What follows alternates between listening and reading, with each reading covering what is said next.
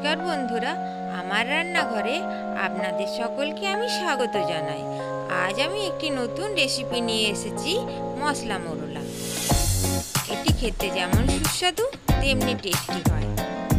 তো চলুন বন্ধুরা, দেখে নেওয়া যাক মশলা মোরলা বানাতে আমার কি কি লাগছে।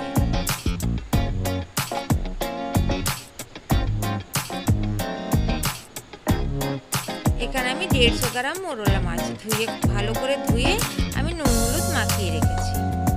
এখানে একটি পেস্ট বানিয়ে রেখেছি, 2 চামচ সরষে, 1 চামচ জিরে, 4টি কাঁচা লঙ্কা, 2টি টমেটোকে পেস্ট করে রেখেছি, আর একটি পেঁয়াজকে কুচি করে কেটে রেখেছি, আর লাগছে 4টি চেরা কাঁচা লঙ্কা। আমি তেল গরম করতে দিয়েছি, তেলের মধ্যে একটুখানি হলুদ দিয়েছি। এর মধ্যে আমি মাছগুলো দিয়ে দিলাম। 1 পিঠ মাছ ভালো করে ভেজে নিতে হবে। 1 পিঠ মাছ ভালো করে ভাজা হয়ে গেছে, এবার আমি অপর পিঠ উল্টে দেব।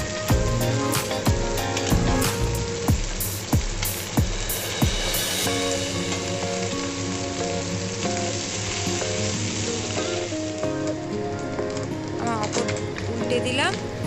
আমার 2 পিঠ মাছ ভালোভাবে ভেজে নিতে হবে।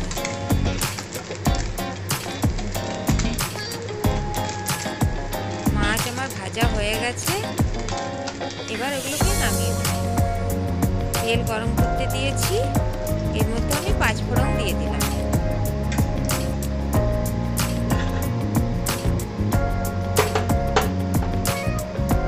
তেল গরম হয়ে গেছে, কেটে রাখা পেঁয়াজগুলো দিয়ে দিলাম।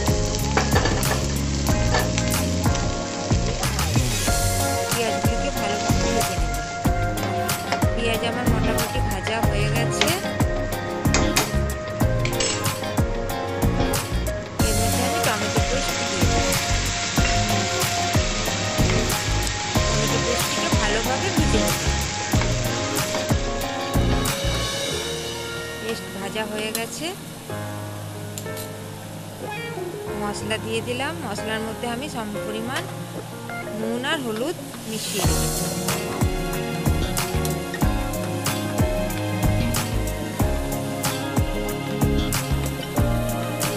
ভালো করে ভেজে নিচ্ছি মশলা।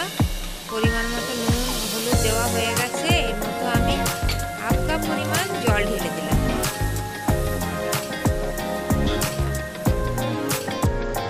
এবার আমি 4টি চেরা কাঁচা লঙ্কা ওর মধ্যে দিয়ে দিলাম।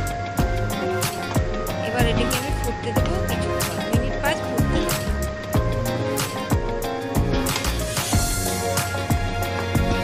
ফোটা হয়ে গেছে,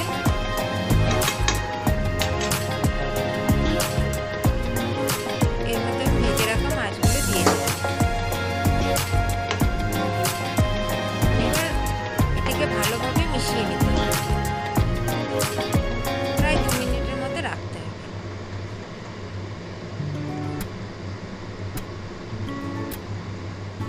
হয়ে গেল আমার মশলা মোরলা।